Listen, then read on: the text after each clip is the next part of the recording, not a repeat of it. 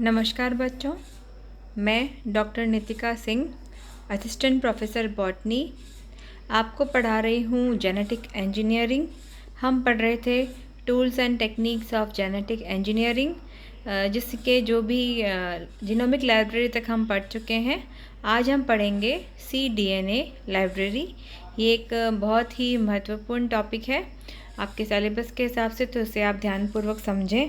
Starting में तो हम समझेंगे कि cDNA लाइब्रेरी हम क्यों बना रहे हैं। मैंने आपको याद होगा कि लास्ट लेक्चर में बताया था कि जीनोमिक लाइब्रेरी में कुछ कमियां रह गई थी। उन कमियों को की क्षतिपूर्ति करने के लिए या उन कमियों को दूर करने के लिए cDNA लाइब्रेरी बनाई गई। वो कमी क्या थी कि प्रोकैरियोटिक जीनोम तो क्या साइज़ में छोटे होते हैं, छोटे होंगे तो उनके डीएनए को काटना और संपूर्ण जीनोम को वेक्टर में ट्रांसफ़र करके उसको मेंटेन करना, होस्ट में डाल के मल्टीप्लाई करना, वो बहुत आसान रहता है। लेकिन यूकैरियोटिक जीनोम बहुत बड़ा होता है साइज़ में, उसके इतने टुकड़े करके या फिर पूरे जीनोम को ट्रांसफ़र करना बहुत मुश्किल रहता है। तो क्यों ना हम ऐसा कुछ करें कि जो जीन हमारे काम के हैं, पूरे संपूर्ण जीनोम में हमारे काम के जीन कौन है, जो अपने आप को अभिव्यक्त करते हैं। क्योंकि यूकैरियोटिक जीनोम को यदि आप बहुत डिटेल में या विस्तृत में पढ़ेंगे तो आप समझेंगे कि यूकैरियोटिक जीनोम में कुछ अनावश्यक जीन भी होते हैं, जो कि जैसे रिपीटेटिव सीक्वेंस हो गई या इंट्रॉन्स हो गए, जो कि अपने आप को अभिव्यक्त नहीं करते, जिनसे प्रोटीन का निर्माण नहीं होता, mRNA का निर्माण नहीं होता। वो हमारे लिए, जो क्लोनिंग में हमारे लिए आवश्यक नहीं है, ऐसे जीन्स की हमको क्लोनिंग करने की आवश्यकता भी नहीं है। तो क्यों ना हम यूकैरियोटिक जीन के केवल उसी भाग को क्लोनिंग करें, उसी भाग का हम संग्रहण करें जो कि हमारे लिए आवश्यक है। तो उसके लिए आइडिया आया किसका, cDNA लाइब्रेरी का। सो अ cDNA library is a collection of cloned DNA sequences that are complementary to the mRNA that was extracted from an organism or tissue। देखिए, हिंदी में बोलेंगे कि cDNA लाइब्रेरी एक कलेक्शन है किसका, mRNA। देखिए हमने क्या किया, सबसे पहले एक सजीव से mRNA को निकाला, उसका सारा mRNA एक्सट्रैक्ट किया। mRNA आप जानते क्या होता है, मैसेंजर RNA। डीएनए के ट्रांसक्रिप्शन या अनुलेखन के द्वारा मैसेंजर आरएनए का निर्माण होता है, और वही डीएनए का अनुलेखन होता है जो कि अपने आप जो प्रोटीन बनाएगा। पहले क्या करेंगे, डीएनए से आरएनए बनता है, आरएनए से प्रोटीन बनता है, ये सब आपको पता है। तो संपूर्ण डीएनए का कलेक्शन करने की बजाय हमने क्या किया, mRNA का एक्सट्रैक्शन किया उस पर्टिकुलर सजीव का, जिसका हमको cDNA लाइब्रेरी बनानी है। कितना mRNA, उस पर्टिकुलर सेल का लगभग संपूर्ण mRNA हमने निकाला। उस mRNA से हमने कॉम्प्लीमेंट्री डीएनए का निर्माण किया, और कॉम्प्लीमेंट्री डीएनए को हमने वेक्टर में ट्रांसफ़र करके लाइब्रेरी मेंटेन करी। इसको हम कहते हैं cDNA लाइब्रेरी। C का मतलब होता है कॉम्प्लीमेंट्री। कॉम्प्लीमेंट्री डीएनए, संपूरक डीएनए, जो कि mRNA की कॉम्प्लीमेंट्री है, उसका पूर्ण संपूरक होता है। cDNA is produced from fully transcribed mRNA found in the nucleus and therefore contains only the expressed gene of an organism। cDNA जो कि बनाया जाता है, वो किससे बनाया जाता है, पूर्ण रूप से अनुलेखित हो चुके mRNA को सर्वप्रथम केंद्रक से निकाला जाता है। अगर आपको प्रोसेस याद दिए तो बेटा प्लीज़ आप मॉलिक्यूलर बायोलॉजी पढ़ेंगे पहले, और उसके बाद में आप समझेंगे कि ये प्रतिलिपि करना या रेप्लिकेशन या अनुलेखन या अनुवादन क्या होता है, ट्रांसक्रिप्शन क्या होता है, ट्रांसलेशन क्या होता है। तभी आप समझ पाएंगे कि जो हमारा अनुलेखन होता है या ट्रांसक्रिप्शन होता है, वह केंद्रक या न्यूक्लियस में पाया होता है, और वहाँ से अनुलेखित mRNA न्यूक्लियस से न्यूक्लियर पोर कॉम्प्लेक्स या न्यूक्लियस के चारों तरफ जो छिद्र पाए जाते हैं, उससे साइटोप्लाज्म में आता है या कोशिका द्रव्य में आता है। कोशिका द्रव्य में अंतर्द्रवी जालिका या एंडोप्लाज्मिक रेटिकुलम पाई जाती है, जिसके ऊपर राइबोसोम्स अटैच रहते हैं। खुरदरी या फिर रफ एंडोप्लाज्मिक रेटिकुलम पे राइबोसोम्स पाए जाते हैं, और राइबोसोम का कार्य होता है उस mRNA का अनुवादन या ट्रांसलेशन करके प्रोटीन का निर्माण करना। तो अनुलेखन कहाँ होता है, केंद्रक में, अनुवादन कहाँ होता है, साइटोप्लाज्म में, ट्रांसक्रिप्शन कहाँ हो रहा है, न्यूक्लियस में, ट्रांसलेशन कहाँ हो रहा है, साइटोप्लाज्म में। तो यहाँ पे जितना टोटल एमआरएनए, जितना भी उसमें अनुलेखन हुआ है एमआरएनए का, उसको न्यूक्लियस से कलेक्ट किया जाता है और उससे कॉम्प्लीमेंट्री डीएनए का निर्माण किया जाता है और जिसको आगे वेक्टर्स में या वाहक में ट्रांसफ़र किया जाता है और इस वेक्टर्स को फिर किसी होस्ट में ट्रांसफ़र करके ये मल्टीप्लिकेशन करते हैं, प्रतिलिपि होती है इनकी और हमको cDNA की मल्टीपल कॉपीज़ प्राप्त होती है और इस प्रकार से cDNA लाइब्रेरी का निर्माण होता है। अब दोनों में अंतर मैं आगे आपको एक एनिमेशन वीडियो भी दिखाऊंगी जिसके द्वारा आप आसानी से समझ पाएंगे कि जीनोमिक लाइब्रेरी और cDNA लाइब्रेरी दोनों में क्या अंतर है। Similarly, tissue specific cDNA library can be produced. Tissue मतलब ऊतक, जिसमें पर्टिकुलर किसी ऊतक की ही आपको cDNA लाइब्रेरी बनानी है। फॉर एग्जांपल, जैसे अगर हम बात करें मनुष्य की, तो आप जानते हैं कि हमारे बहुत सारे ऊतक पाए जाते थे। हृदय की जो टिश्यू होंगे वो अलग प्रकार का कार्य करेंगे। हम जानते हैं कि हमारा जो आमाशय है वो पाचक एंजाइम बनाता है, लिवर का कार्य अलग होता है। तो इन सब के अंदर अलग अलग प्रकार के जीन अभिव्यक्त होते हैं। तो आप अलग अलग प्रकार के ऊतकों की अलग अलग cDNA लाइब्रेरी बना सकते हैं। देखिए बेटा, मैं आपको एक सिंपल सी चीज़ बताऊं, DNA सब में सेम है, ये आप जानते हैं क्योंकि हम DNA टेस्ट करते हैं। हर मनुष्य में एक यूनिक DNA पाया जाता है। तो हर मनुष्य की बाल से लेके किसी भी कोशिका का DNA तो सेम ही निकलेगा। तो इसमें कोशिकाएँ काम अलग अलग कैसे करती है, ये भी एक सोचने की बात है कि जब DNA सबका सेम है, सारी कोशिकाएं एक समान है, सारे ऊतक में एक ही DNA है, तो सबका काम अलग अलग कैसे है। जैसे अग्नेत्र की बात करें तो वो देखता है, या फिर कुछ पाचक एंजाइम बनाता है, किडनी कुछ अलग काम कर रही है। तो ये सब कैसे हो रहा है, ये इसलिए हो पा रहा है क्योंकि उस सारे DNA में से हर किसी टिश्यू में या हर किसी कोशिका में अलग अलग प्रकार के जीन अपने आप को अभिव्यक्त करते हैं। जीनों का कॉम्बिनेशन अलग अलग होता है। इसी कारण कोई कोशिका कुछ का निर्माण, अलग प्रोटीन का निर्माण करती है और दूसरी कोशिका अलग प्रोटीन का निर्माण करती है। DNA सबका सेम है, तो इसी वजह से यहाँ पे क्या महत्वपूर्ण बात हो गई, एक्सप्रेशन या अभिव्यक्ति। केवल जीन इम्पॉर्टेंट नहीं है, DNA इम्पॉर्टेंट नहीं है, mRNA भी इम्पॉर्टेंट है, क्योंकि हर अलग अलग कोशिकाओं का mRNA अलग अलग हो सकता है। इसलिए आप टिश्यू स्पेसिफिक लाइब्रेरी भी cDNA लाइब्रेरी बना सकते हैं, जबकि जीनोमिक लाइब्रेरी में ऐसा कुछ नहीं होगा। वो संपूर्ण जीनोम है उसके अंदर, तो वो एक समान ही होगी।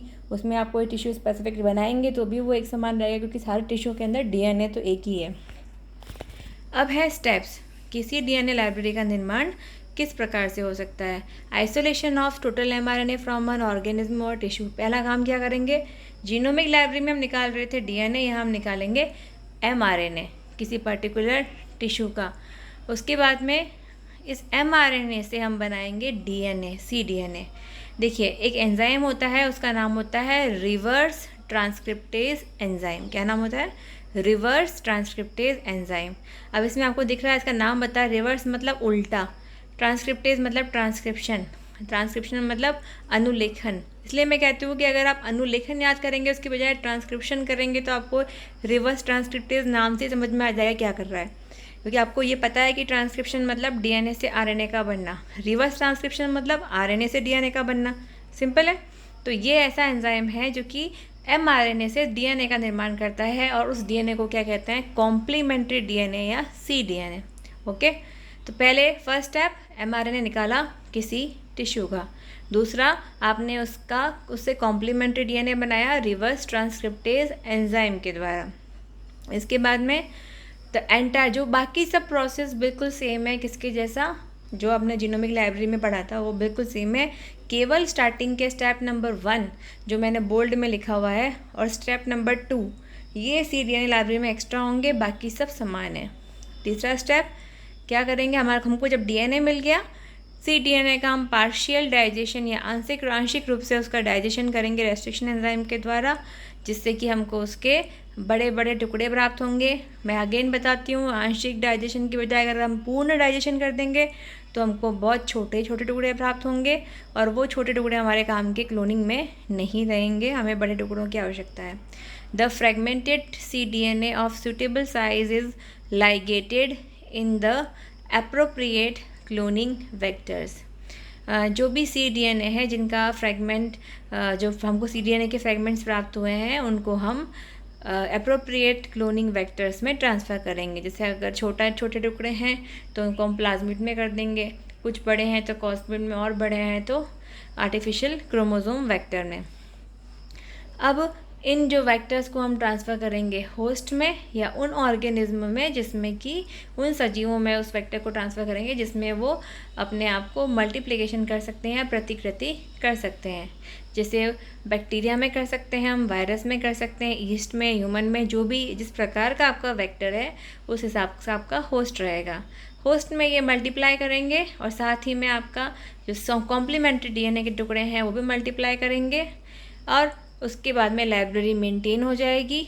अब cDNA लाइब्रेरी में अभी भी वही तरीका है जो कि जीनोमिक लाइब्रेरी में होता है कि आपको कोई पर्टिकुलर जीन ढूंढना है तो आपको प्रोब डीएनए देखना पड़ेगा और प्रोब डीएनए से हाइब्रिडाइजेशन के या संकरण के द्वारा आप अपना इच्छिक जो आपका ऐच्छिक जीन है उसको आप ढूंढ सकते हैं cDNA लाइब्रेरी में। अब इसको हम एक डायग्राम द्वारा समझेंगे। बहुत सिंपल सा डायग्राम है।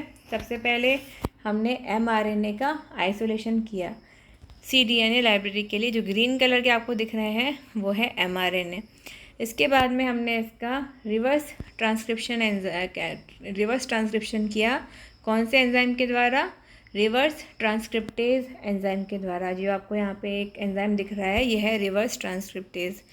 अब इस एंजाइम के द्वारा क्या बना, हमको मिला कॉम्प्लीमेंट्री डीएनए या cDNA। ये स्टेप 1 और 2 हो गए। स्टेप 3 cDNA का हमने पार्शियल डाइजेशन किया रेस्ट्रिक्शन एंजाइम के द्वारा, तो हमको cDNA के टुकड़े प्राप्त हुए।